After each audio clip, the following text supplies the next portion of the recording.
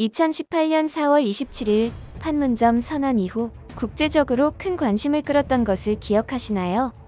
세계 각국 정상들의 눈길을 사로잡았던 사건임에 분명한데요.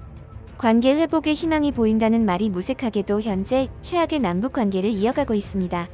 또한 계속되는 북한의 무력 도발에 점차 국민들의 불안감과 분노가 커지고 있습니다. 북한은 돌연 6월 5일 탈북단체의 대북전단지를 빌미로 남한 정권에 대한 강력한 책임을 물었습니다.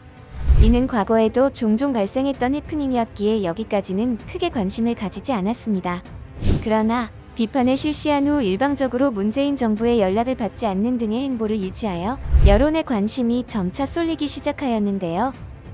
뿐만 아니라 계속해서 남한에 관련하여 모욕적인 말을 일삼아 전 국민들의 분노를 이끌었습니다. 한 나라의 대통령을 공개적으로 무시하는 발언을 일삼고 우리나라를 무조건적으로 욕하는 막말을 일삼아 큰 문제가 되었는데요.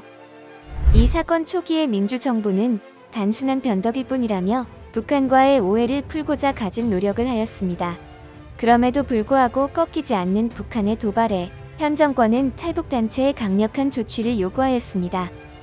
그러나 2020년 6월 13일 북한의 2인자로 불리우는 김여정이 남측과의 결별을 공개적으로 선언하여 전 세계가 주목하게 되는 사안이 되었습니다. 이뿐만 아니라 지속적인 보복 행동을 행하여 결심을 보여주겠다는 등의 언행에 북한 도발에 대한 국민들의 불안감은 짙어져만 갔는데요. 북한의 도발만큼이나 국민들을 실망에 빠뜨린 것은 바로 현 정권의 우유부단함이었습니다.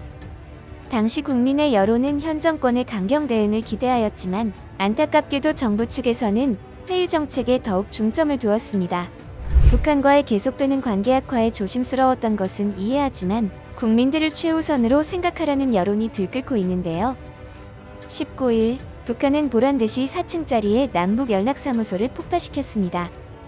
남북연락사무소는 북한의 소유지에 위치하고 있지만 우리나라 국민의 세금 중 약 180억이 투자된 건물이기도 하였기에 비난은 더욱 거세어졌습니다. 단순히 북한의 건물을 파괴한 것이 아니라 우리나라 국민들의 혈세가 들어있던 건물이었기에 북한이 남한을 무시하는 행위가 아니냐는 주장이 힘을 얻고 있는 상황입니다. 남북관계에서 우위를 차지하고 갑을 관계를 형성하려는 듯한 행동에 우리나라 국민뿐만 아니라 미국도 당황스러움을 금치 못하였습니다.